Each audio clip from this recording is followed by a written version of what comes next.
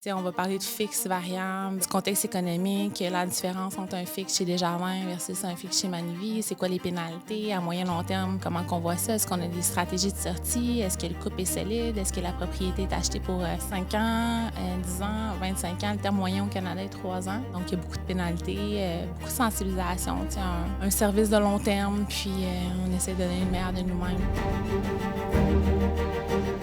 Un rachat de taux de l'avant avec des produits contraignants. Je vais lui demander, avez-vous pensé aux contraintes du produit? Quel type de produit on parle? Savez-vous c'est quoi les pénalités associées aux produits hypothécaires? C'est comme dans l'assurance, dans le fond. Il y a des super produits Cadillac qui coûtent un petit peu plus cher, puis il y en a d'autres qui sont moins bons, mais on n'est pas qu'à les réclamer. Donc, je fais des parallèles, puis j'amène le client à se questionner, puis à se demander, au-delà du taux, c'est quoi qu'il y a? Est-ce que le 0,05 vaut la peine ou on est peut-être mieux d'y aller avec un produit moins restrictif? Il y a des clients qui nous recontactent, qui ont fait affaire avec d'autres courtiers puis qui ont des problèmes, puis finalement, ils n'ont pas de réponse. Donc, c'est de se rendre disponible par après, puis s'adapter en fonction du marché, puis de pouvoir faire des suivis annuels, si suivi annuel il y a là, en termes de besoins. Par exemple, le variable est augmenté. Bon, est-ce qu'il n'y avait pas des stratégies intéressantes à faire en Cibro? Quand les taux fixes ont augmenté, est-ce qu'il n'y avait pas des garanties de taux à venir faire en termes de renouvellement? Le domaine du courtage est en constante évolution. Dans une ère technologique où le changement est presque assuré et inévitable, il faut plus que jamais rester à jour et s'adapter aux tendances innovatrices de notre domaine. Vous voulez apprendre des meilleurs courtiers hypothécaires et immobiliers du Québec? Vous voulez devenir un leader dans le courtage? Voici le podcast qu'il vous faut. Les courtiers du Québec avec Seroujane Kenishalingam. Alright tout le monde, un autre podcast juste pour vous, 8h30 le matin. On fait ça très tôt pour vous donner plus de conseils, valeurs, astuces dans votre business. Aujourd'hui, j'ai une courtière hypothécaire, Marie Pronovo, chez Planiprêt. 14 ans dans le courtage, 50 millions en volume. Elle fait des choses exceptionnelles. Sa business est concentrée directement, ultimement, sur du direct. Right? C'est une business, beaucoup de direct. Souvent, les courtiers hypothécaires, on a un peu de tout, 50% des courtiers immobiliers, 20% des conseillers financiers, un peu d'Internet, ça peut être un peu de tout. Mais la business de Marie, c'est beaucoup concentré sur la clientèle directe, des clients qui appellent pour Marie. Voulez-vous savoir c'est quoi son secret, c'est quoi ses astuces? J'ai hâte d'apprendre aujourd'hui. Marie, merci d'être là avec nous. Merci de me recevoir. Yes, t'es venue de Québec en plus. Oui. Yes. Donc, j'apprécie vraiment. Tu as dormi à Laval juste pour te préparer. Comment tu te sens aujourd'hui le matin? Ça va bien, ça va bien. Ouais. Pas fatigué? Correct, ça fait partie des défis de la vie. Exact. On Et s'adapte. l'objectif, c'est vraiment de te mettre à l'aise. C'est ça l'objectif. C'est ton Merci. premier podcast. Oui. Merci d'être venu ici pour partager parce que tu n'es pas obligé. De pas oublier de partager tes secrets, tes astuces, comment que tu fais. Puis pourquoi tu le fais exactement? C'est quoi? Pourquoi tu as dit oui? Autre que moi qui est très convaincant comme personne, tu vois?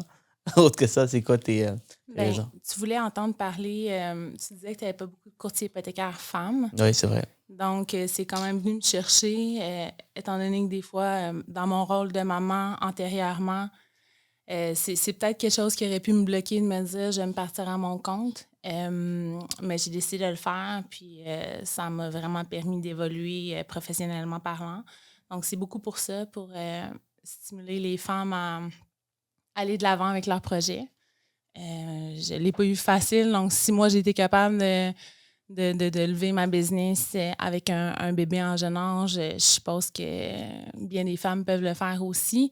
Puis peut-être partager mes trucs et astuces, comment j'ai pu gérer le stress avec tout ça, concilier famille, business et dans ma vie, le sport m'a beaucoup aidé. Là. Donc, parler peut-être de mes soupapes puis de mes lignes directrices. C'est-à-dire inspirer les femmes, en fait. Right?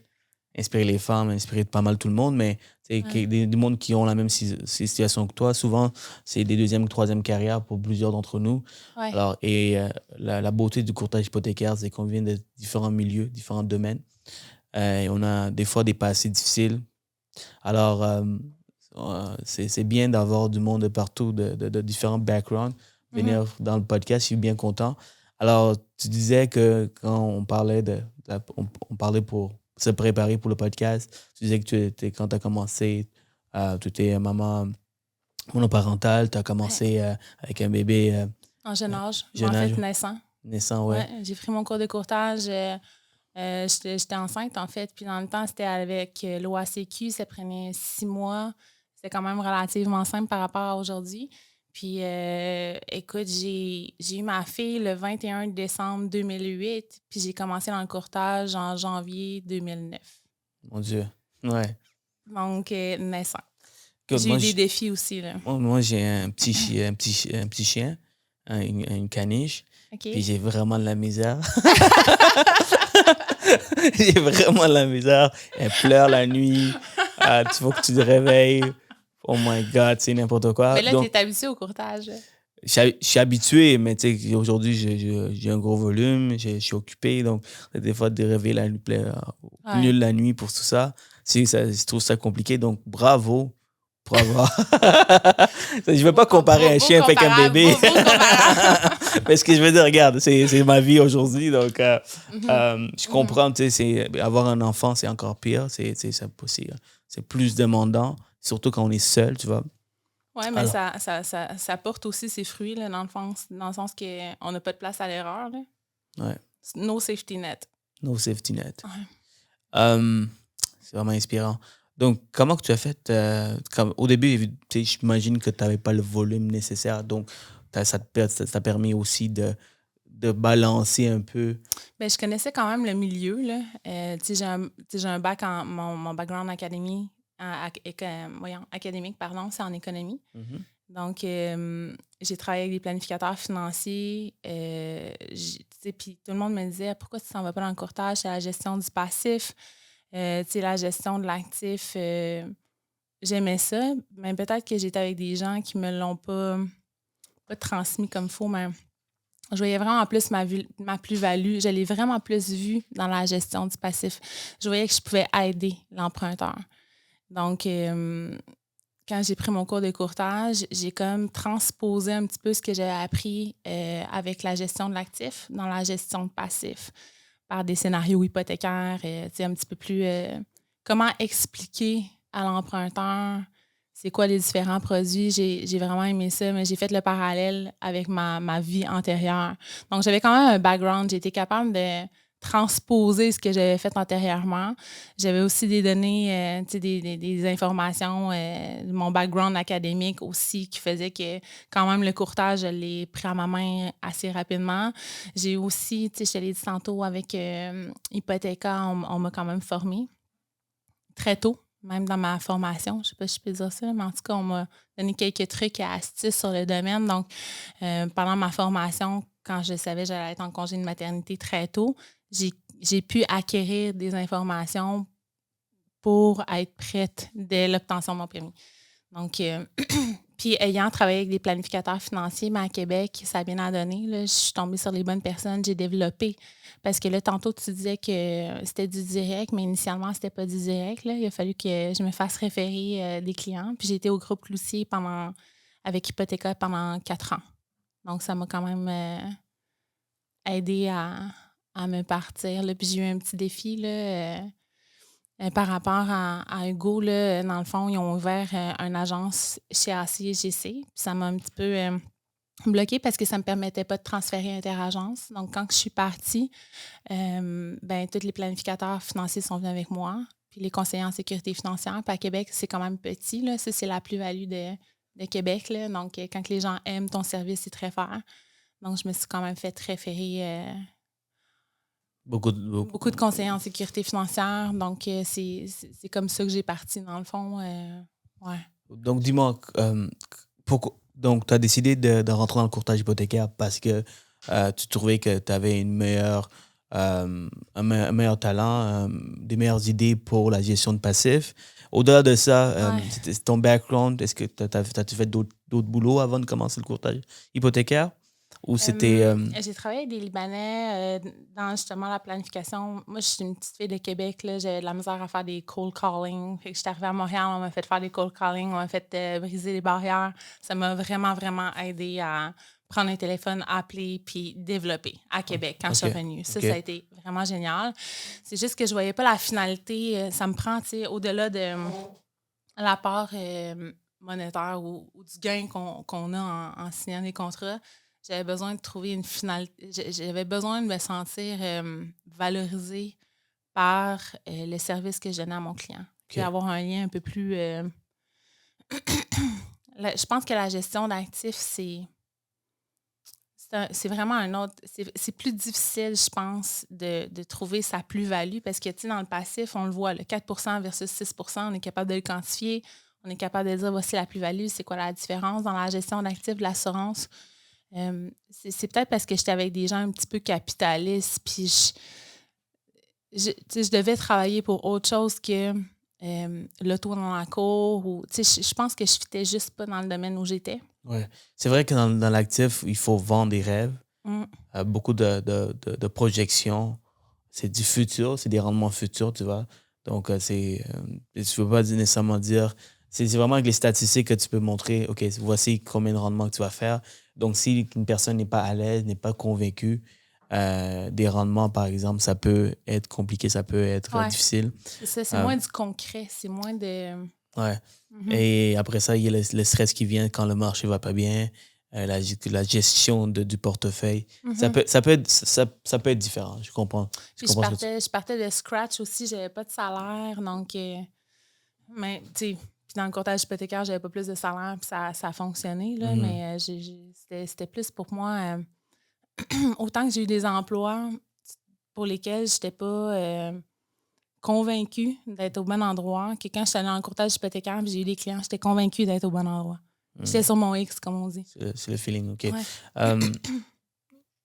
Selon toi, pourquoi tu as eu du succès selon toi dans le courtage? C'est-à-dire que tu fais du bon volume. Comment, si quelqu'un te pose la question, OK, Marie, c'est quoi la raison ultime pourquoi tu as ce succès que tu as? Est-ce que tu es capable de phraser ça à quelques mots? Je pense que c'est la transparence. Les gens... J'ai un chat dans la gorge, désolée. Je pense que les gens apprécient la transparence, l'honnêteté, les connaissances. Si t'as pas de connaissances, je veux dire, tu vends quoi, là? Je voulais pas avoir l'impression de vendre, je voulais avoir l'impression de conseiller. Donc, je faisais mes devoirs. Voici votre situation, OK, voici ce que je conseillerais, voici la plus-value. Donc tu dirais que tu es plus dans les conseils que de la vente et naturellement, ça se vend toute seule? Oui, c'est ça. Ouais. Je mettais les connaissances de l'avant, ce qui faisait que finalement, je gagnais la confiance du client. Puis là, le client me disait, souvent au niveau des recommandations, c'est OK, Marie, tu irais avec quoi? Dans le contexte actuel, c'est quoi tes recommandations? C'est ce qui est génial dans le courtage hypothécaire, c'est qu'on peut vraiment avoir deux approches différentes.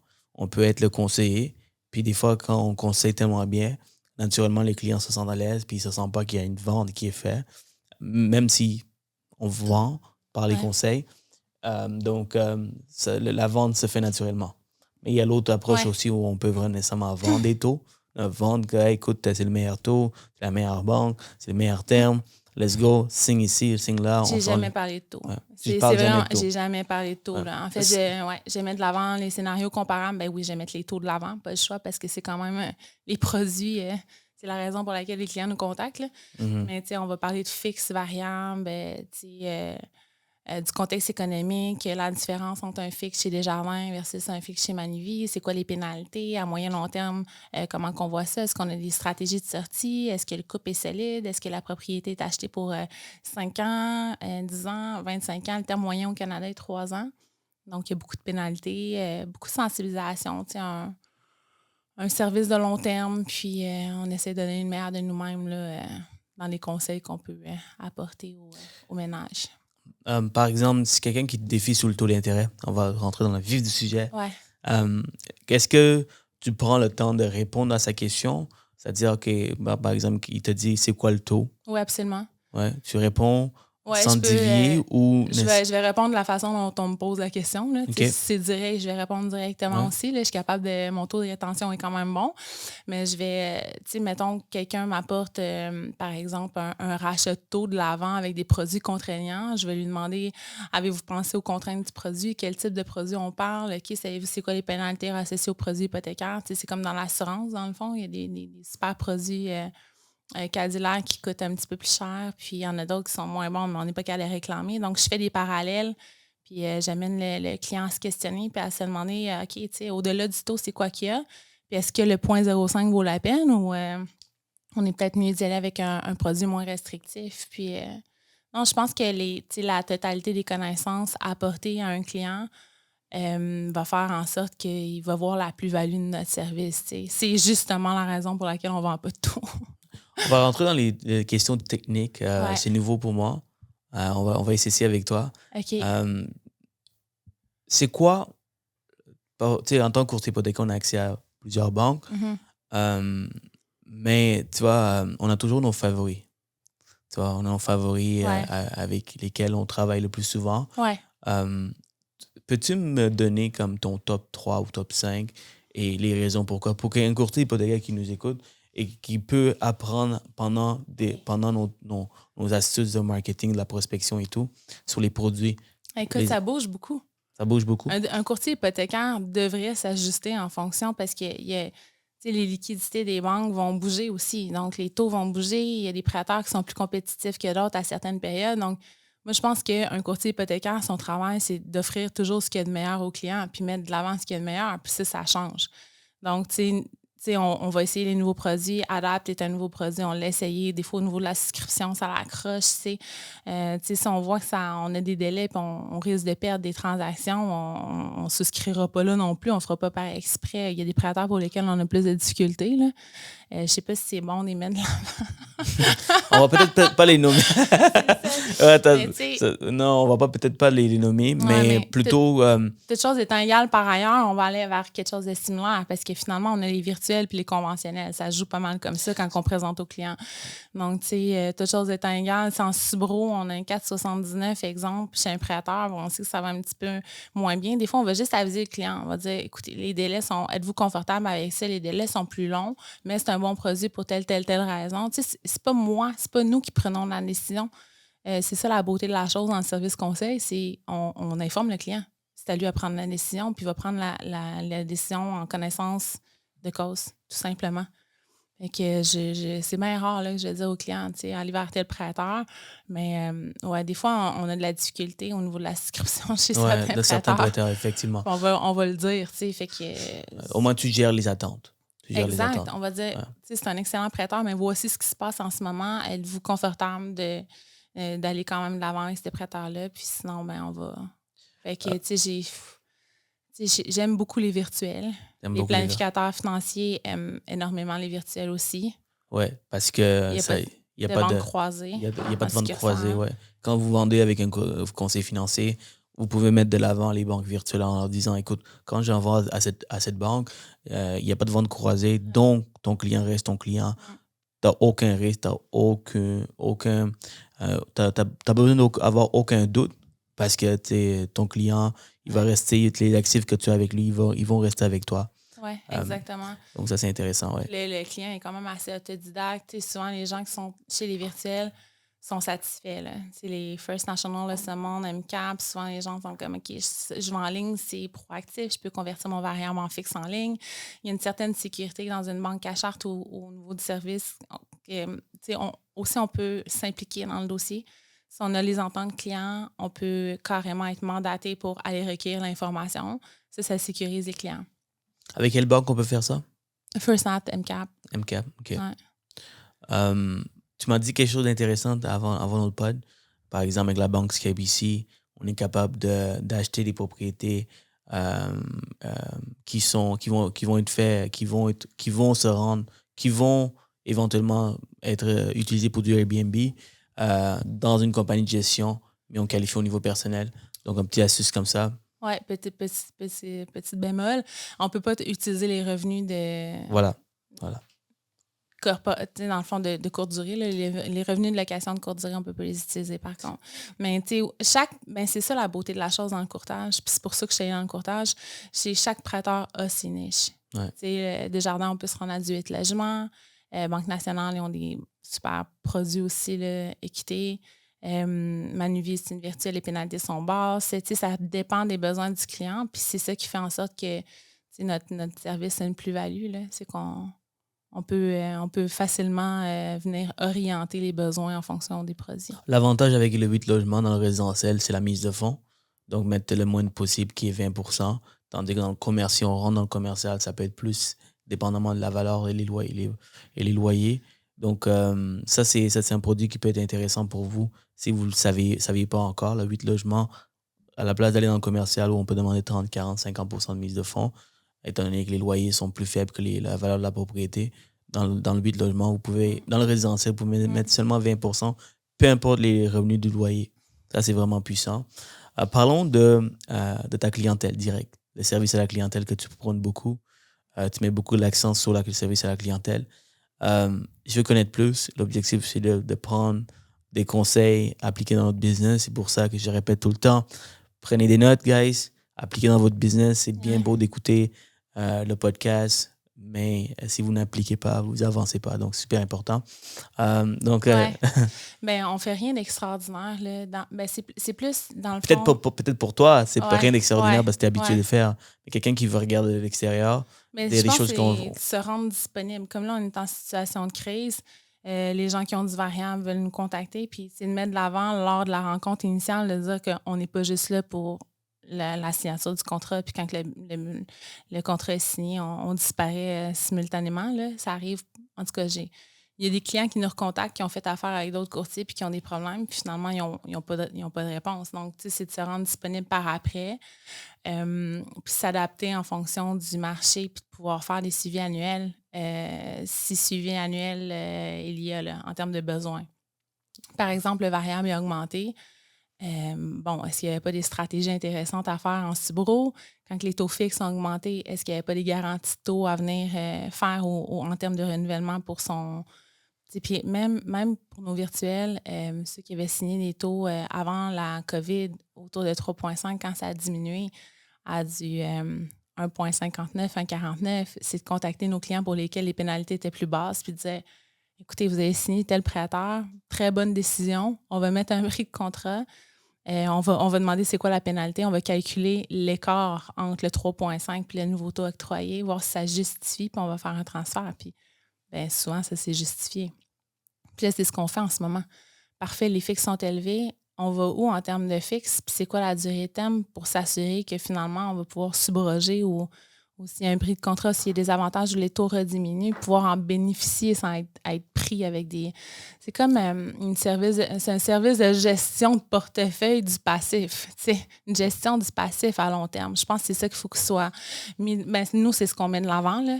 Wow. Puis on suit l'économie. Ça, je vois vraiment la valeur là-dedans. Quand tu présentes le dossier comme ça, là, quand tu présentes ton offre de service à un client comme « Guys, monsieur le client, madame la cliente, moi, je fais la gestion de votre portefeuille, de votre passif. » Alors, ça sonne très intelligent comme structure, tu vois, comme offre de service. Ça pique la curiosité aussi. Et même moi qui est dans le domaine, je comprends, mais je peux me poser des questions, mais ça veut dire quoi? Jusqu'à où on peut aller avec ça, tu vois? Alors, il y a plein de stratégies à faire. Donc, parlons de... excuse-moi, vas-y. Non, c'est ça. Il y a plein de stratégies. C'est de prendre le temps pour le client au départ. Notre service est mis où? Je sais qu'il y a des gens qui font... C'est pour ça que je suis limitée à 50 millions. C'est quand même un bon volet, mais on mise la qualité plus que la quantité. Puis je veux... c'est un bon volume, 50 millions. Oui. C'est des bons revenus aussi. Oui, mais c'est du temps. On prend du temps pour nos clients. Puis dans nos reviews, ça se répercute aussi. Là. On a des 5 étoiles. Je pense qu'on n'a pas en bas de 5 étoiles dans nos reviews. Puis on a pas loin de 200 là, en date d'aujourd'hui. Puis le Google a été mis ici. Mais on essaie de mettre l'emphase, prendre le temps. Ouais. Le client veut nous rappeler 2, puis 3, puis 4 fois. Puis il y a un service, il y a quelqu'un qui répond toujours au téléphone. Il y a une urgence. Les courtiers immobiliers, on les suit aussi. Donc... c'est ça, notre temps est précieux, mais on a décidé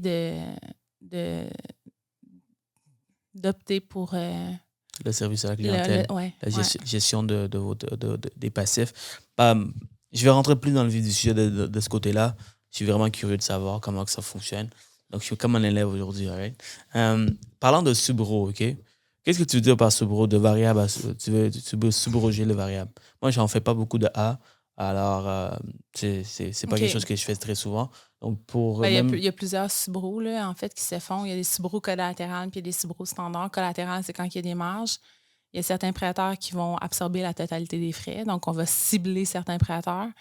Comme qui? Mais Comme prêteurs qui vont accepter de prendre le subro collatéral. en fixe, on en voit beaucoup chez Manuvie. OK? OK, parce que quand on a une marge, il y a la quittance. Donc, ils vont payer la totalité des frais. Donc, ça veut dire que, mettons qu'on est avec Desjardins ou TD, avec un Flexline, tout en un, par exemple, avec une marge de crédit, Ouais. Manuvie vont pouvoir le prendre en subro. Sans pénalité au renouvellement. Sinon, il y a une pénalité. C'est sûr qu'il y a une pénalité. Puis les pénalités sont vraiment élevées en ce moment parce que le variable est augmenté. La pénalité est avec l'autre banque. L'autre banque qui est à... Si on n'arrive pas à l'échéance du terme. Par exemple, Desjardins, Ouais. le terme est plus long. On est Donc, en variable en ce moment à du 7. Le client veut convertir à du sans pénalité chez Desjardins à du 5,69, mais on est capable d'avoir du 4,79 chez Manuvie. Mais on est capable d'absorber jusqu'à 3 000 de pénalité. On fait le transfert, les frais sont payés, puis il se retrouve avec un produit hypothécaire moins pénalisant que s'il convertirait à du 5,69 chez Desjardins, dont le taux est moins compétitif puis qui est plus contraignant en termes de conditions. Donc, si je comprends bien, la raison pour qu'on fait le subro, c'est parce que les taux d'intérêt sont élevés dans le variable. Le client, il n'y a pas le budget nécessaire pour encore affronter le taux variable. Donc, on dit, écoutez le client, regardez, pourquoi pas aller dans le fixe, 3 ans avec Manuvie. On est capable de subroger avec le même terme. Ouais. On fusionne la marge de crédit qui est peut-être utilisée Oui, exact. avec le prêt hypothécaire, exactement. Donc, on va dire que l'hypothèque est de 400 000, Ouais. la marge de crédit de 40 000, donc 440 000 avec Manuvie. Ouais. S'il y a Ça, une c'est une pénalité, autre oui. stratégie. C'est aussi s'il y a d'autres passifs dont le taux d'intérêt est plus élevé que 10, c'est clair qu'on va lui dire de l'ajouter sur sa marge puis on va tout consolider. On peut l'envoyer chez Manuvie en subro select. Normalement, c'est ce qu'on fait. Le Manuvie 1, il y a un frais de notaire à payer. Mais pour 300 $ par après, on peut débloquer la marge. Puis là, souvent, on est avec des ratios prévaleurs inférieurs à 65 parce que les valeurs ils ont vraiment augmenté. Mais tu sais, je vais être objective. Là, c'est pas juste pour transférer un dossier d'un prêteur à un autre pour avoir une rétribution. Là. Si on a eu le 499 39 mois, Excuse-moi. non, 39 mois en ce moment, mais si c'est avantageux de convertir chez Desjardins, on va le mettre de l'avant pour un terme un petit peu plus court. Mais c'est pour ça qu'il faut s'adapter avec le marché. Là, c'est le marché actuel, mais c'est vraiment intelligent. Mais quand les taux étaient plus bas, ce que tu faisais, c'est que tu appelais les clients pour dire que vos taux est plus élevé que ce que le marché nous offre. On peut briser le terme, on va regarder le calcul de pénalité pour savoir si ça vaut la peine.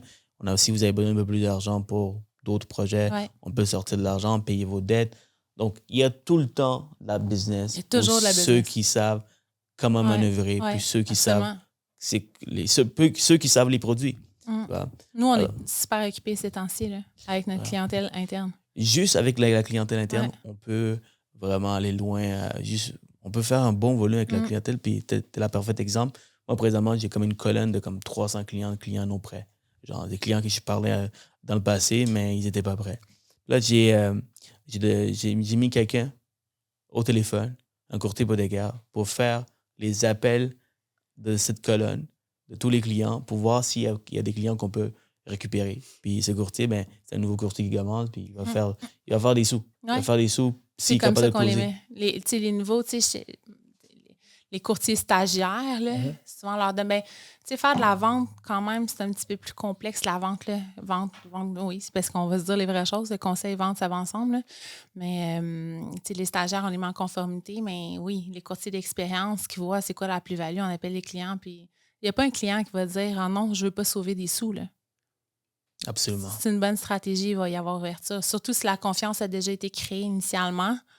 On dit « Hey, bonjour, c'est Marie Pronovo. » il va être content, surtout avec le contexte économique actuel. Il va être content de savoir, OK, on s'en va vers où, c'est quoi les stratégies. Si vous posez la question, comment amener de la valeur en tant que courtier hypothécaire, au-delà du taux d'intérêt, voilà, la parfaite exemple, Marie, devant nous. Parce que tu vois, des fois, il y a des courtiers, qui touchent aucun achat. Là, tu es comme, attends un peu. Comment tu touches aucun achat? Comment tu vis simplement des subros, des refinancements? Mais c'est voilà. C'est peut-être la source de référence, par exemple. Parce qu'avant, j'en faisais moins d'achats parce que quand les planificateurs réfèrent, c'est des clients qui ont déjà des propriétés. Tandis que les achats, souvent, c'est surtout les courtiers immobiliers. Donc, tu sais, ça dépend de la source de référence. Je dis qu'actuellement, dans le contexte actuel, parce que pour nous aussi, ça va brasser, tu sais, plus on a de sources de références différentes, mieux c'est pour un courtier hypothécaire là, d'avoir les planificateurs financiers parce qu'on a vraiment une plus-value. Là, nous, on fait la gestion du passif, on est supposé être objectif, ils font la même chose.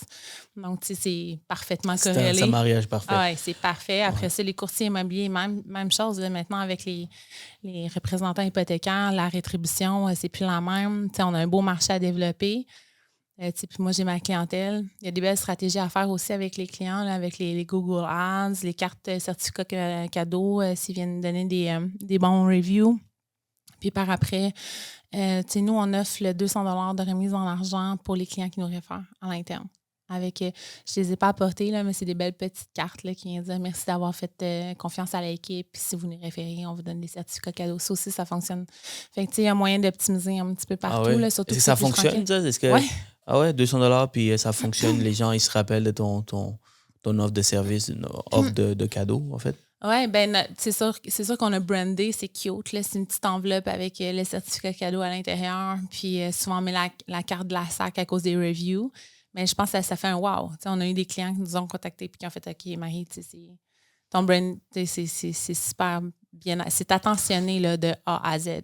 Qu'est-ce que tu fais avec les clients après la clôture?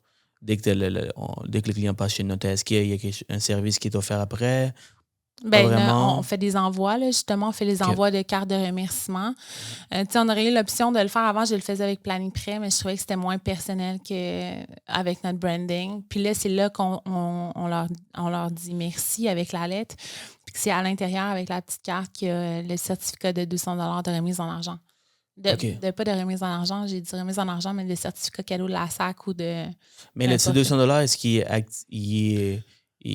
peut être activé tout de suite ou il faut que le client... Il faut qu'il réfère. Ouais. Il faut qu'il réfère. Mais ça sert à quoi cette carte? S'il a donné des reviews positifs, il y a le certificat de la SAC. OK. De 30 qui est donné. Là. Mais tu ne l'envoies pas tout de suite? On l'envoie, c'est parce qu'on envoie un courriel pour les remercier d'avoir fait affaire avec nous. Puis on leur propose de venir donner des reviews positifs. Ouais. Puis on leur envoie une carte cadeau si on obtient le review. Là, ils viennent vous augmenter vos volumes, vos témoignages de fois 100 avec le conseil de Marie. Vraiment, il y a tout le temps des stratégies derrière chaque business, chaque méthode de travail, chaque résultat qu'on veut avoir. Puis ça, c'est vraiment bien.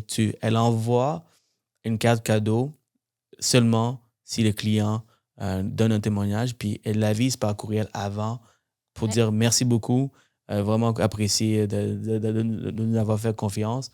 Là, si vous nous mettez un témoignage, on est vous êtes capable d'avoir un 30 $, puis un autre certificat qui est un peu fictif, c'est pas un vrai certificat, qui dit, OK, si vous référez de la business, vous avez un 200 $. Maintenant, ça prend du temps, par exemple, de faire ça à tous les clients. Ça prend vraiment du temps, mais ça vaut... Tu vois dans ta face, là, ça prend vraiment du temps. Oui, puis tu sais, ça, c'est des tâches qu'il faut déléguer. Là. Apprendre, je pense que les femmes apprendre à déléguer, c'est un peu... on veut tout comme... Qui est responsable de longtemps, c'était moi qui... Je voulais faire... je faisais les envois avec des petits mots personnalisés dans mon envoi. Mais là, j'ai décidé de déléguer parce que finalement, c'est l'adresse, ma signature est là dans la lettre. Là, mais, Tu délègues à une compagnie? Tu délègues à... Non, on fait tout ça. OK.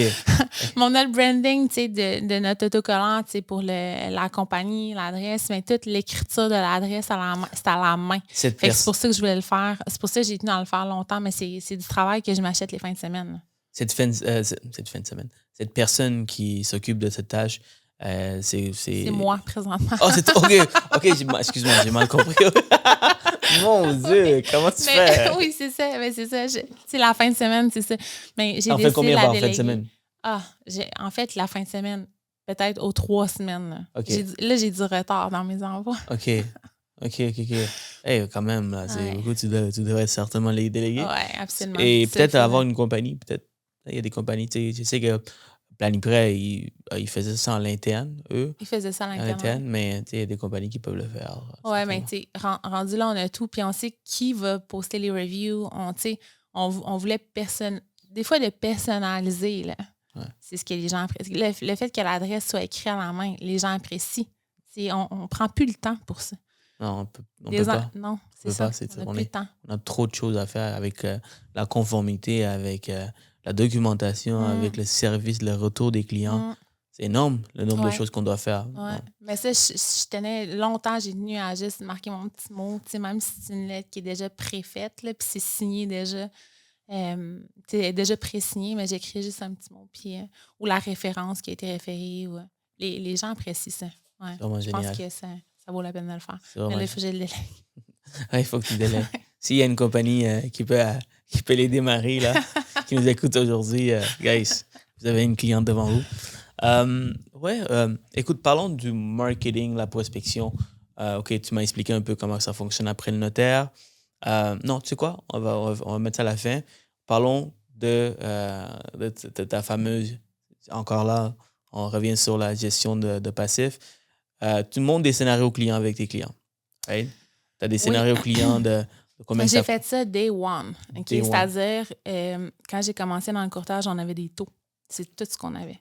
Ouais. Là, je me suis dit, OK, comment je peux faire pour expliquer c'est quoi les différents produits, les caractéristiques des différents prêteurs? Fait que je m'étais fait une banque de données avec tous mes prêteurs, avec toutes les caractéristiques, les pénalités sur le variable, le fixe, comment ça se calcule approximativement. J'ai tout fait les calculs de chiffrier Excel pour calculer c'est quoi le versement hypothécaire, les intérêts payés, capital remboursé après 5 ans. Puis je faisais des comparables. Puis là, je faisais des copier-coller de mon chiffrier Excel avec les différents scénarios. C'était genre sur 3-4 pages. J'ai commencé comme ça, puis c'était bon parce que j'assimilais la matière, je comprenais, je faisais l'avocat du diable, puis c'était clair et précis pour le client. Avec le temps, ce qui me prenait 1 heure, je l'ai fait informatiser. Ça me prend peut-être 15 minutes. Là, on rentre les chiffres, les caractéristiques sont là, puis ça se modifie. Les pénalités sont projetées. Donc c'est des scénarios hypothécaires personnalisés. J'ai toujours voulu travailler comme ça. Puis là, l'AMF est rentrée, puis maintenant, on est obligé de justifier, mettons, ce qu'on a fait versus une vente au téléphone. Puis moi, c'était déjà en place. Donc, quand on a changé pour l'AMF, puis qu'il fallait justifier nos scénarios hypothécaires, puis expliquer au-delà du taux d'intérêt ce qu'on vendait, ou ce qu'on conseillait, ou ce qu'on mettait de l'avant, bien, c'était un petit peu déjà fait. Puis là, les agences ont commencé à le faire, mais j'ai quand même gardé mon outil. Là. Moi, ça a été important pour moi de dire, bien, tu sais, je l'ai mis de l'avant. Là. C'est un droit acquis. Puis, on m'a permis de travailler avec l'outil, là, même à ce jour. Là, je pense que... On va mettre l'outil dans l'écran pour que les gens puissent voir un aperçu rapide. Toi, tu as vraiment un portail. Dans ton site web, c'est ton site web. Ouais. Les clients, ils ont comme un portail client. Ouais. Ils ont accès. Toi, de ton côté, tu vas mettre le taux d'intérêt que tu as choisi pour le client, la banque. Et ça va te donner leur hypothèque avec leur amortissement, blablabla. Et ça va leur permettre de regarder tout l'amortissement sur l'ensemble de leurs termes. Ça leur permet de regarder la pénalité. Ouais, Qu'est-ce que ça permet? On va au-delà de ça, là, comme pour un premier acheteur, quand justement on avait dit 1,99, je faisais toujours des simulations. Parfait, si au renouvellement, dans 5 ans, l'amortissement tombe à 20 ans, les taux d'intérêt augmentent, ça a l'air de quoi la portion remboursement, intérêt, capital, comment les versements vont augmenter étant donné que la période d'amortissement diminue. Tu sais, l'amortissement, c'est un concept abstrait, là, on s'entend, là. Et c'est quand même complexe aux États-Unis. L'amortissement, c'est le terme. Donc, c'est 25 ans de terme. 25 ans d'amortissement. Mais ici, notre terme, c'est aux 5 ans, normalement. Puis, si le taux fluctue, bien, la période d'amortissement va fluctuer aussi. Fait que c'est pas... Tu sais, la période d'amortissement ne va pas fluctuer, mais si le taux d'intérêt augmente, le versement va augmenter pour arriver à la même période d'amortissement. Fait que le fait de le projeter sur l'écran puis de le montrer au client pour qu'il y ait une conscience de OK, peut-être que dans 5 ans, les taux vont avoir augmenté, mes versements risquent d'augmenter, faire beaucoup de la sensibilisation par rapport à c'est quoi mon budget réel pour l'achat d'une propriété. Si les taux augmentent, ça, nous, on a vraiment fait notre devoir là, par rapport au contexte actuel. Les taux augmentent, le variable augmente. Fait qu'on a fait beaucoup, on a toujours mis fait de la sensibilisation par rapport à ça. Donc, Puis des fois, on a l'impression qu'on n'a pas grand-chose à dire dans le courtage hypothécaire. Certaines personnes, il y a du monde qui m'ont déjà dit ça, comme, OK, c'est urgent, mais de quoi tu veux que je parle de plus que le taux, l'amortissement? L'économie. l'éco- Si tout est interrelié, là, Oh. toutes les connaissances sont bonnes. Là. Vraiment. Ouais.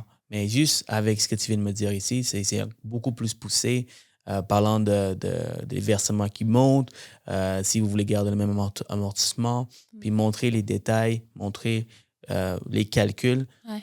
Ça permet au client de voir que vous êtes de un, à vos affaires, de deux, vous connaissez votre produit, vous connaissez, de trois, qu'il est bien accompagné, il va être rassuré, même si vous avez le taux qui est peut-être plus élevé à cause qu'on va avec cette banque qui charge plus, mais il y a des meilleures conditions de l'autre côté, et vous avez des points pour vous expliquer pourquoi. En plus de ça, vous avez des scénarios pour les clients. Les clients, c'est des clients qui vont rester avec vous no matter what, parce que vous donnez un vrai service. Alors, on doit faire ça. Le courtier hypothécaire doit comprendre ça au minimum. Je pense que c'est pour ça que les cours à l'AMF ont updaté un peu. Là. Quand on entend une nouvelle là, que le taux d'intérêt, ça a un impact de 200 $ sur le versement hypothécaire, mais c'est plus que ça en réalité. C'est la portion capital-intérêt qui est complètement inversée. Là. On avait un tiers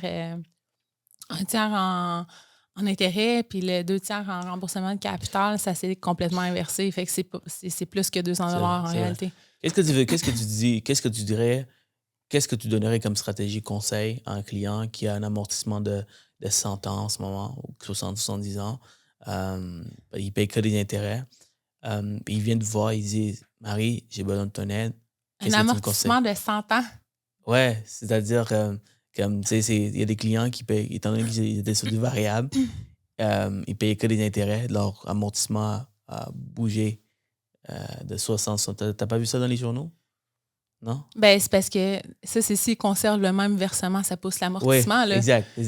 Ouais. Dans un scénario comme ça, le client vient te voir. C'est une bonne question. Est-ce que, comme Desjardins qui dit, Desjardins, dans le fond, c'est plafonné, là, même si le taux a augmenté, les versements ont plafonné.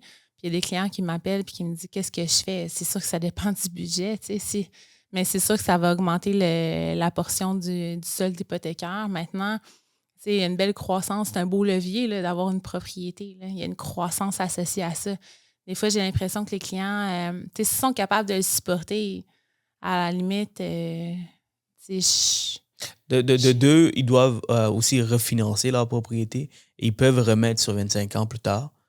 Ils ont toujours cette option. Même 30 ans en même conventionnel. 30 ans, même 30 ans en conventionnel.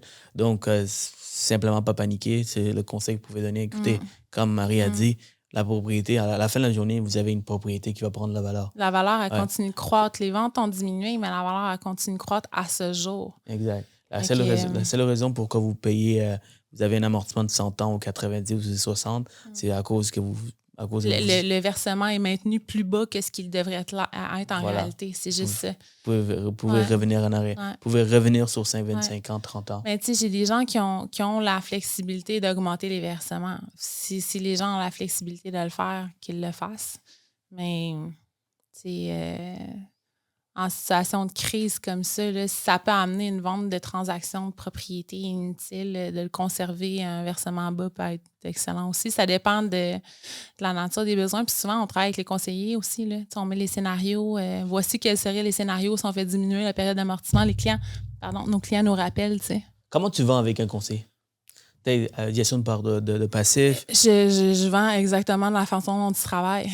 Il y a plusieurs assurances, il y a plusieurs fonds de placement. Mais moi, je dis que j'ai exactement la même chose, mais je fais la gestion de passif. Puis j'assainis les finances personnelles. Je pense que c'est une nécessité. Là. Ouais. Tu peux pas avoir un passif sain puis avoir un passif malsain puis un actif sain. Je pense que ça va de pair. Comment tu gardes les conseillers? Comment tu fais en sorte que les conseillers continuent à référer dans un monde où il y a beaucoup de compétition, il y a beaucoup de courtiers hypothécaires qui viennent faire de la sollicitation à ces conseillers?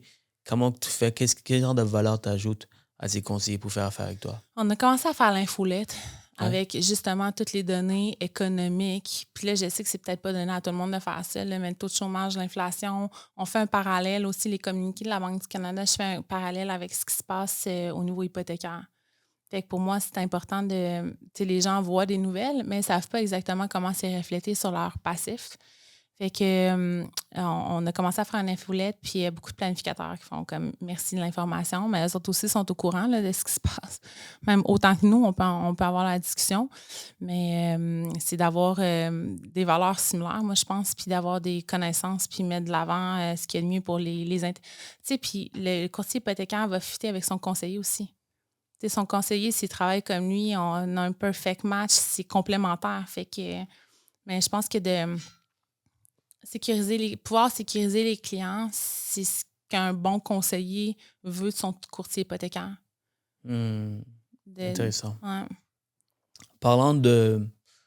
tu m'as toujours pas répondu à la question c'est quoi tes prêts préférés? Tu m'as dit un peu, ça change un peu selon le marché, selon les produits, selon les clients. C'est vrai. Mais tu dois quand même avoir ton petit chichou. Là. C'est comme non? Mon préféré de quoi? Prêteur. Mon prêteur. C'est comme tu sais que comme si, par exemple, si je prends l'exemple de, on va dire 3-4 prêteurs qui ont les mêmes produits, les mêmes pénalités, les mêmes taux. OK. J'aime beaucoup First Nat. J'aime beaucoup First National pour leur service.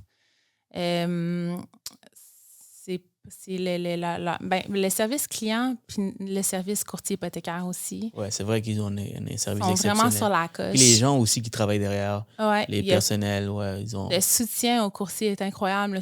Le soutien au client est incroyable. Ça m'est arrivé la semaine dernière, le client a payé son compte de taxes, puis First Nat le payait aussi, mais ils ont appelé la municipalité, ils ont refait venir l'excédentaire pour repayer le client. Je suis comme, OK, wow. Puis j'ai toujours été mis en CC. T'sais. On ne perd pas au niveau de la souscription aussi, les délais, FCT, FNF, ils vont être bons, ils vont nous suivre dans le dossier. Ouais. Par contre, ils n'ont pas de marge. Fait que, si le client veut une marge...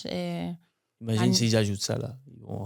Ils vont ramasser encore plus de business. C'est une question de temps. Il y a MCAP. C'est juste qu'MCAP ne font pas de subro collatéral. Ils font des subros, mais c'est aux frais du client. C'est les clients aiment moins ça. Fait que par défaut, c'est pour ça que mes subros vont plus chez First Nat. Puis en assuré, ils sont super bons. Les subros avec First Nat, on parle de... Collatéral. Ils font des subros collatérales avec 3 000 $ aussi, comme Manuvie. Ouais. Là, si tu avais le choix entre Manuvie et First Nat, ça dépend. Pourquoi tu choisirais First Nat? C'est une bonne question. Souvent, Manuvie, si le client a besoin d'une marge à moyen terme, on peut la débloquer.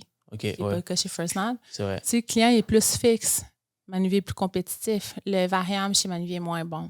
En fait, ils n'ont pas de variable en marge, tout simplement. Fait que, si le client, c'est plus profil à risque, je vais peut-être plus conseiller First Nat parce qu'il va avoir l'option d'avoir un variable compétitif à moyen long terme. Mais c'est ça, c'est toujours à long terme qu'on regarde avec le client. Là, c'est quoi les besoins. Vraiment. Ouais. Et on parle beaucoup le podcast, et c'est un podcast pour les courtiers. C'est pour que les courtiers améliorent pour aller chercher la business, pour avoir des trucs et tout. Mais pour les banques qui nous écoutent, guys, First National, c'est le modèle à apprendre.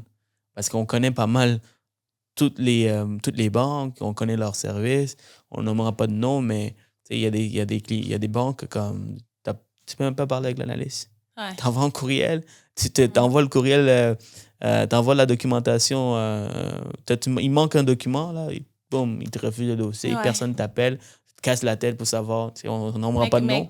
Mais quand j'ai commencé là, de développer, mettons, un bon lien avec la souscription, c'est fondamental. Ouais. C'est tout ce qui va faire la différence après entre te faire raccrocher la ligne au nez ou mais encore là, c'est vrai, tu as raison, Marie, mais il y a des banques là, comme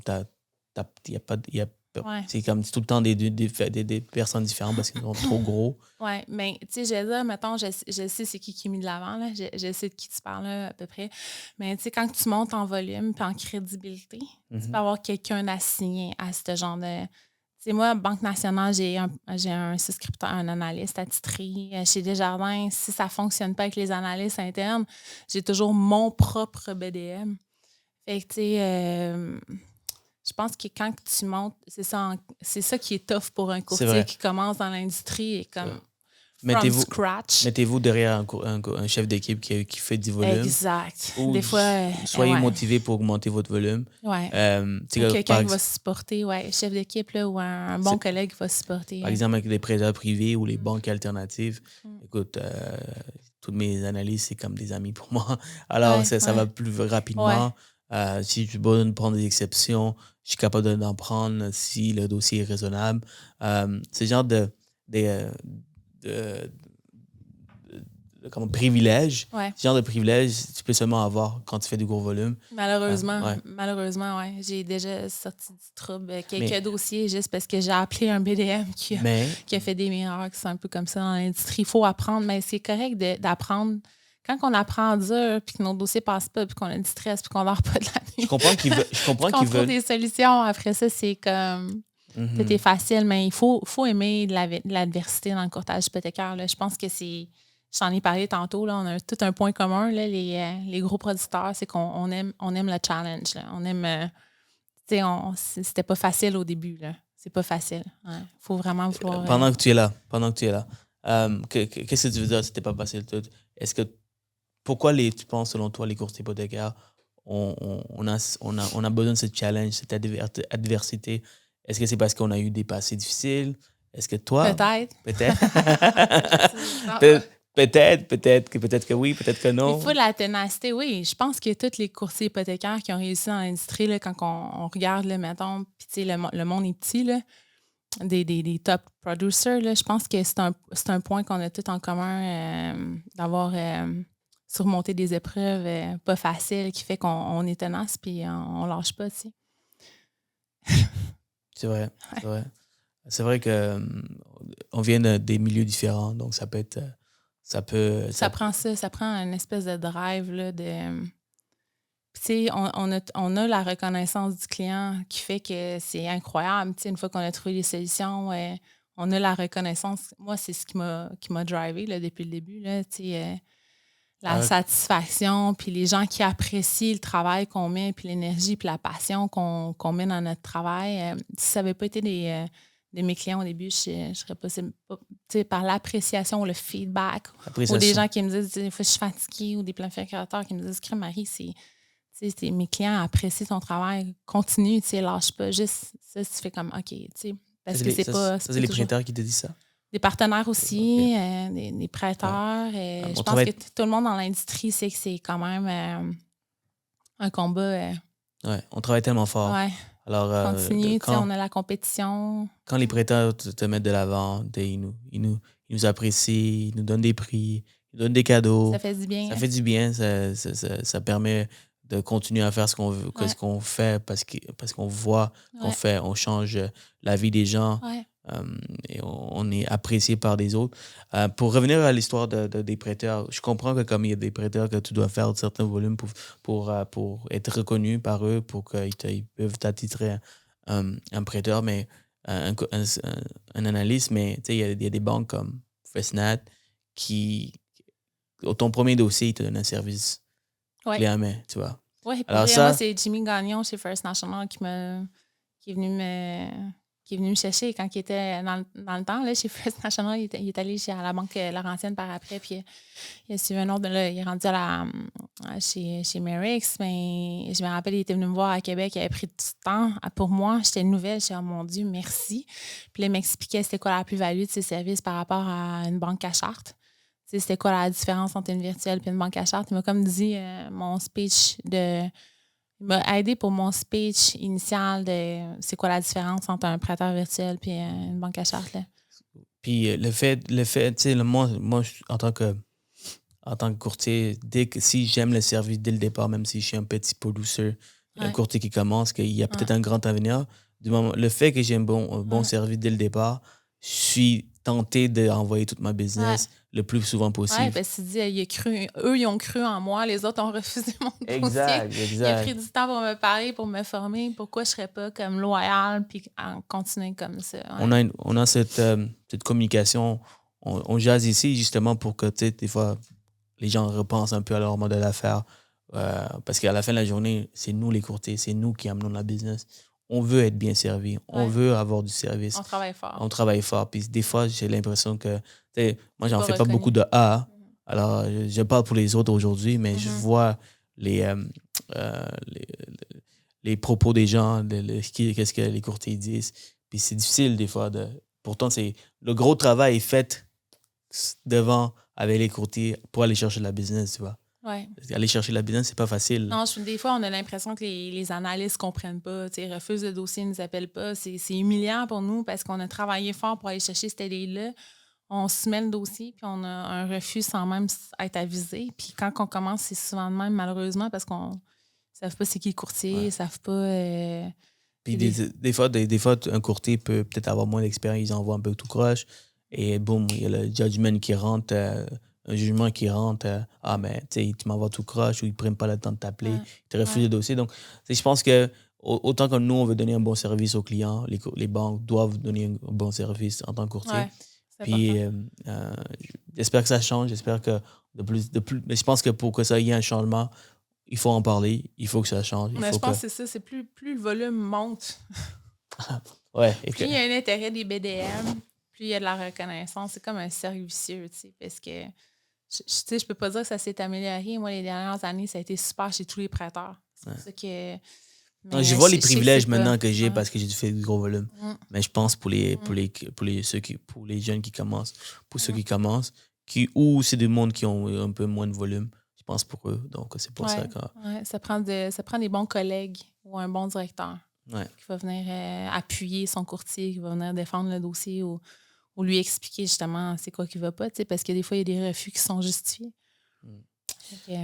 Maintenant, rendu au volume que tu fais, qu'est-ce que tu fais pour développer la business? Est-ce que tu fais des choses? Est-ce que tu te réinventes? Est-ce que tu essaies des nouvelles choses? Ou c'est toujours les mêmes choses? Comment? Pardon.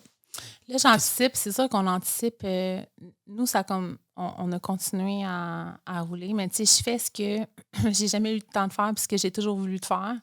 En ayant une collègue de travail qui est Marjorie, justement Lévesque, qui prend quand même pas mal des tâches que je faisais avant, ça me libère. Puis ça me permet de faire des chroniques économiques. Chroniques économiques? Des chroniques économiques. Des vidéos? Non. Comment? C'est quoi que tu fais exactement? Je suis pas rendue là, je rêve. Mais ça, c'est un parfait exemple, un autre exemple des courtiers qui réussissent sans faire de vidéos. Là, tout le monde rentre dans le bandwagon, dans le train de faire des vidéos en ce moment. Ça fonctionne, tu vois, ça fonctionne. Moi, j'étais l'un des premiers qui a commencé à faire des vidéos. Puis là, je vois du monde qui commence, puis c'est bon de faire des vidéos. Mais c'est pas la seule chose qui va vous amener la business. Si vous faites que des vidéos, oubliez ça. Vous allez juste perdre de l'argent, beaucoup d'argent. Mais vous devez faire des vidéos, mais avec d'autres stratégies de prospection, de marketing, comme Marie. Donc, si vous implémentez le tout, là, c'est là que vous explosez. Mais c'est parce que nous, on est des vieux de la vieille. Là. Nous, il n'y avait pas de vidéo. Arrête, là. Là, tu parais vieille. Là, tu Non, mais ça fait 14 ans, il n'y en avait même pas de vidéo, il n'y avait pas de team, il n'y avait rien de ça. Il y avait un téléphone, puis il y avait des rencontres physiques. Là. La façon de développer, c'est d'appeler puis de dire « OK, on va-tu déjeuner? Je vais t'expliquer c'est quoi mon modèle d'affaires, comment je travaille, mes valeurs.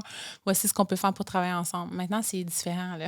Donc, même il y a 6 ans, c'était vraiment différent de ce que je vis aujourd'hui. Ouais. Mais de plus en plus, il y a des courtiers qui mettent beaucoup d'argent.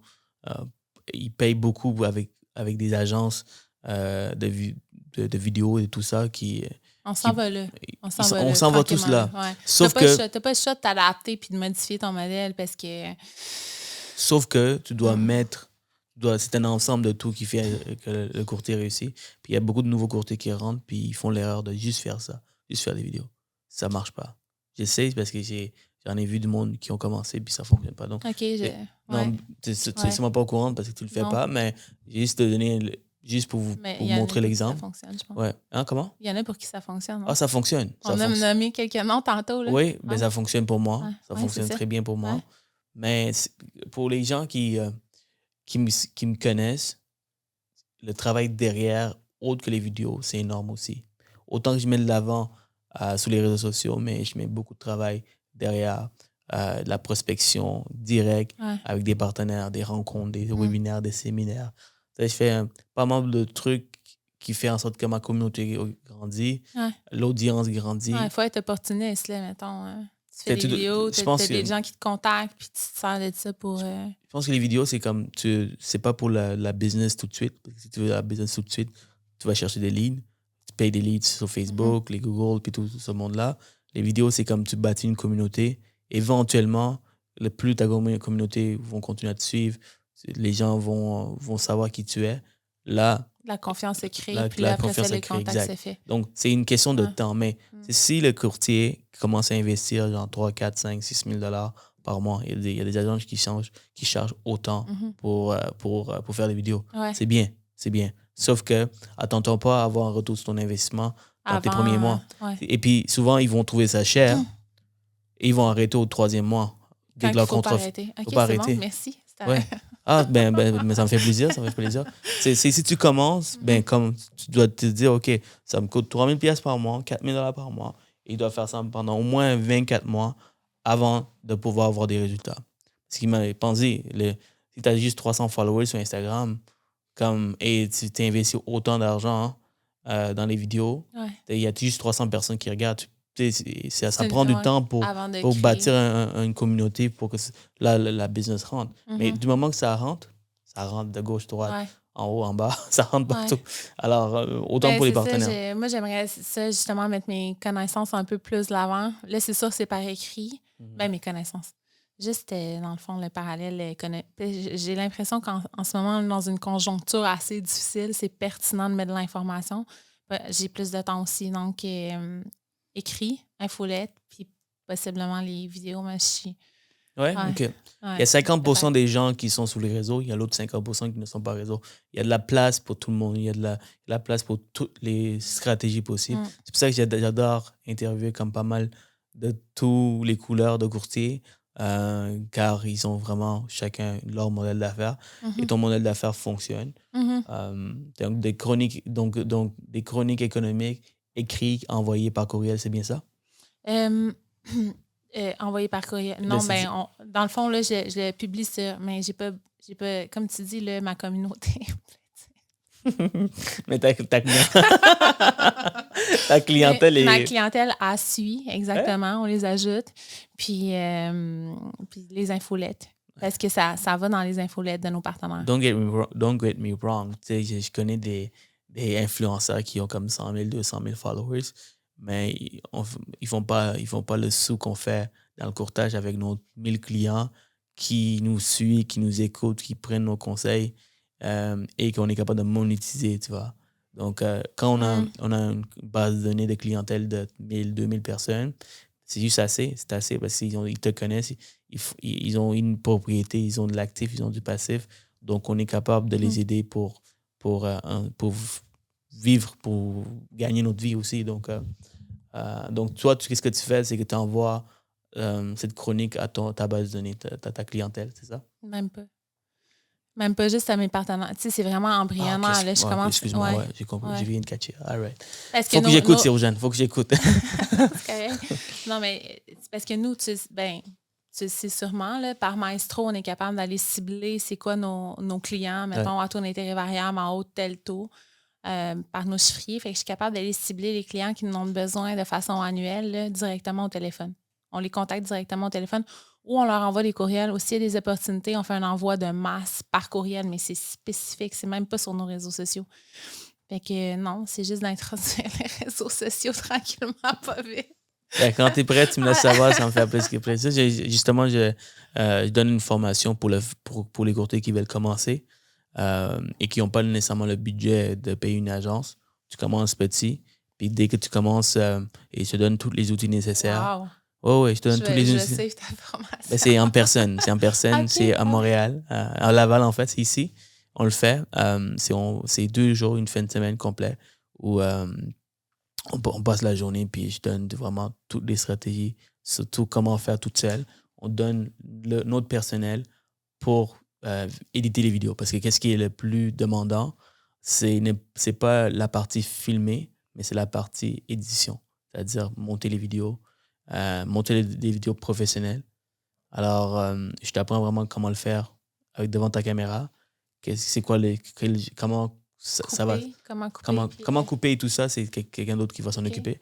Mais la partie, comment piquer la curiosité des gens, comment avoir des vues. Tu sais, des fois, si tu commences à dire bonjour, je m'appelle Sérogène, Kenny Shillingham, je suis courtier hypothécaire, oublie ça. Là.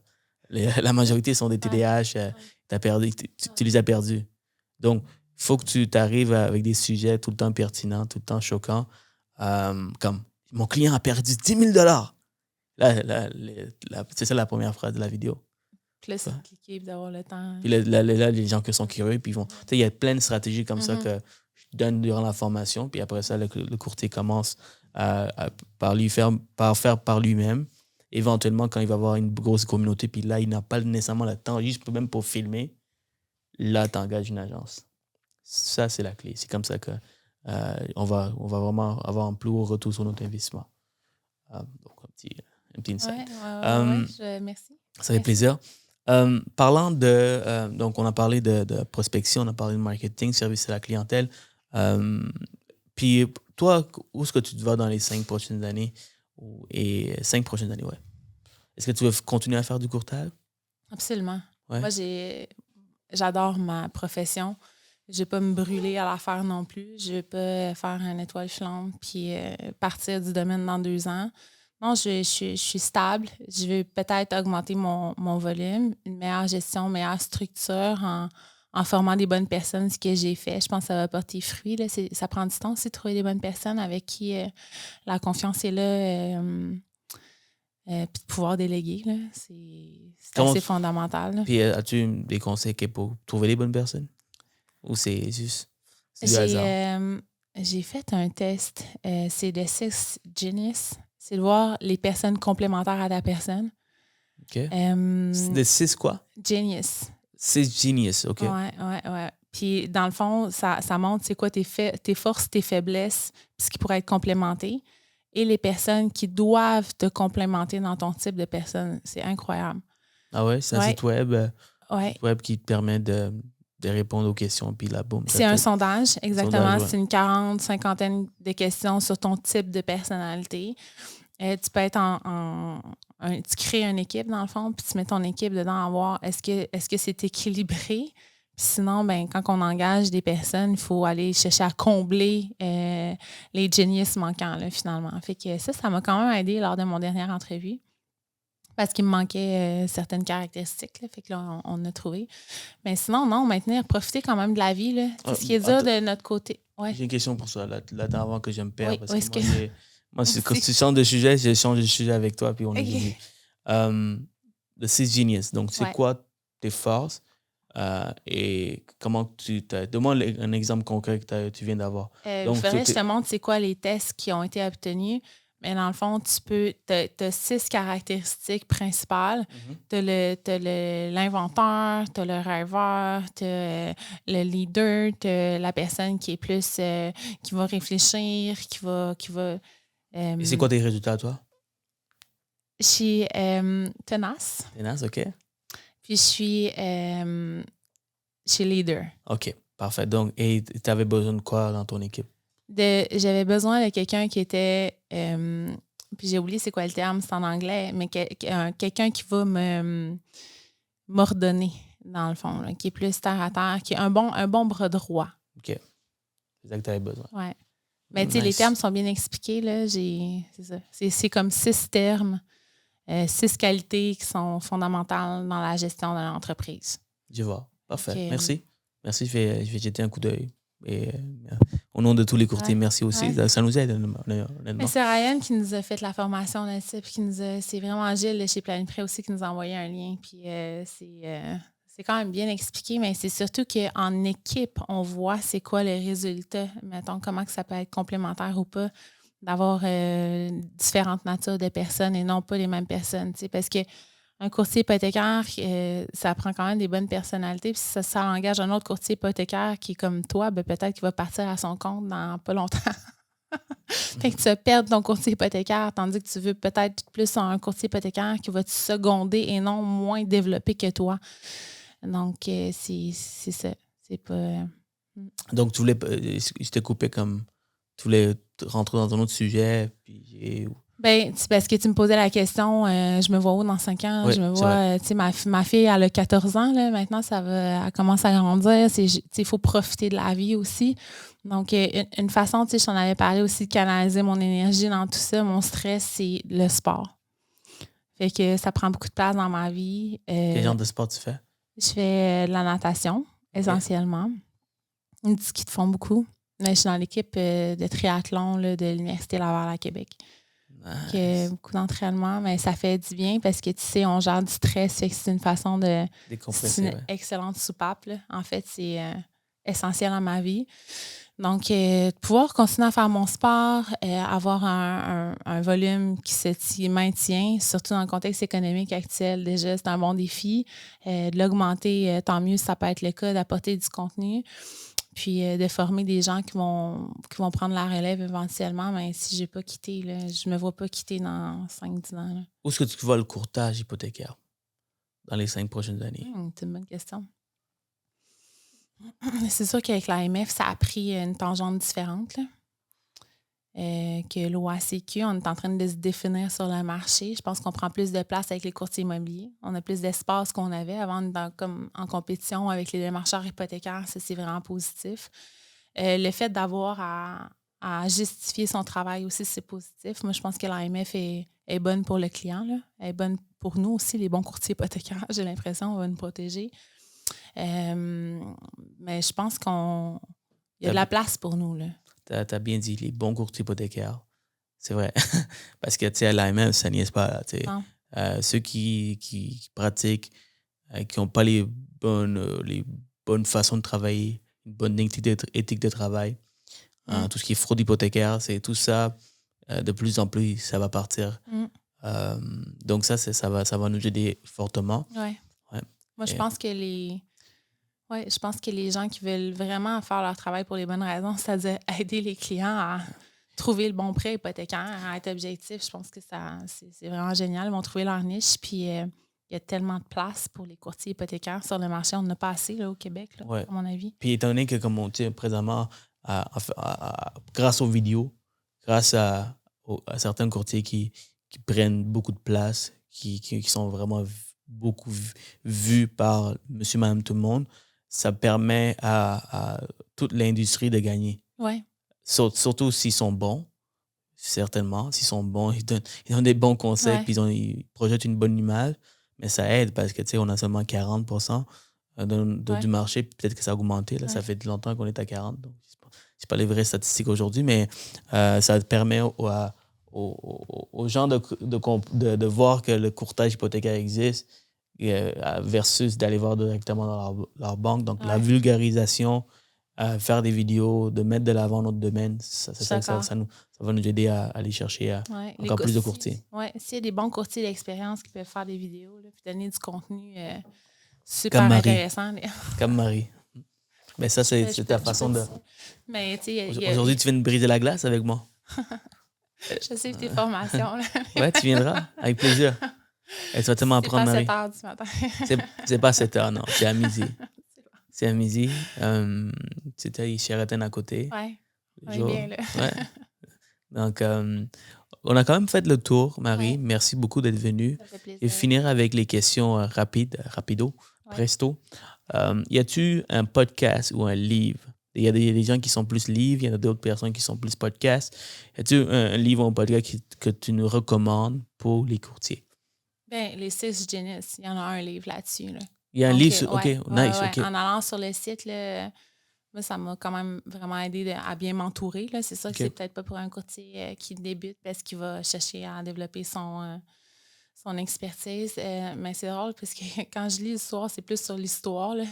L'histoire? J'ai des profs d'histoire comme parents, fait que ça me permet de décrocher puis de lire sur d'autres choses, mais j'aime bien Ryan Lahaye. C'est Ryan Lahaye? Oui, j'aime bien Save comme podcast Ryan. C'est une des raisons pour laquelle je suis chez Planiprêt. J'aime son professionnalisme au travail, mettons, son éthique de travail puis les connaissances qu'il met de l'avant.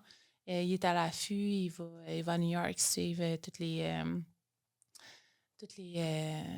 informations, les séances, les nouvelles séances, toutes les nouvelles technologies sur l'hypothèque. Il est super intelligent. Il a un background en actuariat, je crois. Oui. Fait que, non, je trouve que c'est un bon modèle. Puis C'est vrai. Il est entre les deux aussi. Je pense qu'il a commencé à faire des vidéos. Il transmet ses connaissances. Donc, Oui, c'est vrai.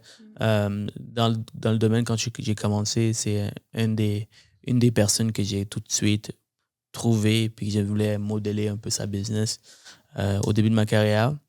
Et j'ai eu la chance ouais. Parce que quand tu commences, tu fais des recherches pour savoir qui domine. Et j'ai bien aimé Ryan là. Et j'ai pris beaucoup de ses conseils au début de ma carrière. Donc, Ryan, si tu nous écoutes, salut, ma man. Puis j'attends encore ton invitation à ton podcast. Puis j'attends aussi que tu viennes à mon podcast pour la deuxième fois. Je vais y avoir lancé la balle. Oh, super, merci Marie. Et dernière question. Ouais. Deux dernières questions. Si tu devais revenir en arrière, retourner dans le temps, Je ferais quelque chose de différent, c'est ça? En sorte, c'est-à-dire, qu'est-ce que tu donnerais comme conseil à la jeune Marie qui commence dans le domaine avec un petit bébé? Je ferais des vidéos. Mais si tu fais des vidéos dans ce temps-là, oublie ça. Tu serais dans le futur aujourd'hui. Tu serais dans le futur. Là, tu serais ailleurs. Tu serais dans mais possiblement, j'aurais... Ouais, c'est ça. Non, tu peux pas te dire, OK, moi, je vais acheter... Non, c'est genre comme, non, j'aurais pas pu faire plus que ce que j'ai fait. Là, j'ai manqué de me brûler et avoir des burn-out. Puis, tu sais, si ça n'avait pas été du sport, je sais pas comment je m'en serais ressortie. Mais avec toutes les connaissances que tu as aujourd'hui, c'est sûr que la jeune Marie qui a commencé, elle a fait des erreurs quand elle a commencé le domaine. Donc, tu peux pas utiliser la technologie. Donc, ça, c'est la triche. C'est comme dire, moi, j'ai retourné dans le temps, puis j'ai inventé Amazon. Non, mais si je partais aujourd'hui, c'est ça, si je partais aujourd'hui, c'est comme plus jeune aujourd'hui, c'est ce que je ferais. Faire des vidéos? Oui. Okay. Ouais, c'est ça. Mais dans le passé où j'étais en 2008, qu'est-ce que je fais? Écoute, je pense que j'étais vraiment en mode survival. J'ai vraiment fait tout ce que je pouvais. J'ai cogné aux portes, littéralement. J'étais opportuniste. Puis c'est de mettre de l'avant, c'est de développer, de ne pas avoir peur, d'avoir confiance en soi. Je vais redévelopper la question, OK? Pour que tu puisses... Répondre comme ça. Conseil que tu donnerais, avec toutes les connaissances, l'expérience que tu as acquis, un conseil que tu t'assois avec la jeune Marie, tu dis, Marie, là, OK, là, ça suffit, là. Je vais te donner des conseils, ça va t'aider dans 15 14 ans. OK, voici ce que tu dois faire. Parce que moi, là, je suis la future toi, puis fais pas ça, fais pas ci, fais pas ça. Trouver une personne qui peut me coacher comme il faut. Un bon de m'associer à quelqu'un qui peut me montrer comment je suis partie de scratch là, dans l'industrie. Puis j'étais de Hypothéca, puis je suis partie à Québec, puis j'avais pas personne pour me montrer. Je pense que j'aurais pu apprendre beaucoup plus vite, beaucoup plus rapidement si j'avais été bien entourée. Je pense de bien s'entourer dans sa vie personnelle et professionnelle, c'est assez fondamental. Ouais, tu vois, c'est pas difficile. Ouais. Ah, voilà, ça fallait juste que je tweak la question. Excellent. Et pour finir, est-ce que tu aimes les citations? Y a-t-il une citation qui te parle plus que d'autres? Comme No safety net. No safety Tu viens d'inventer ça. Excellent. On veut partir, là, c'est pas de travailler à temps partiel, c'est de se mettre à 100%, puis se donner à 100%, puis suivre sa passion, puis ses rêves. Super. Merci beaucoup, Marie. Ça fait plaisir. Tu es une personne inspirante. J'espère que tu as inspiré d'autres personnes comme moi aujourd'hui. Donc, merci. Puis, honnêtement, les trucs que tu m'as donné, je vais l'appliquer dans ma propre business. Pour le petit pourcentage de A que je fais, je vais parler de gestion de passif. Ou tu pourrais m'envoyer. Oui, why not? Mais j'ai une équipe, tu vois. J'ai une équipe, Marie. Mais merci beaucoup, c'est très gentil de ta part d'être venu. Et pour ceux qui veulent avoir plus d'informations sur ces systèmes, est-ce que tu acceptes encore du monde dans ton équipe? Il faut la convaincre. All right. Merci tout le monde. Au prochain épisode. Ciao. Alright tout le monde, j'espère que vous avez apprécié l'épisode. Pour plus de contenu, cliquez la vidéo ici ou ici. Et surtout guys, si vous voulez me remercier, n'oubliez pas de commenter, liker, partager et surtout abonnez-vous à ma page pour que j'amène encore plus de contenu uniquement pour vous.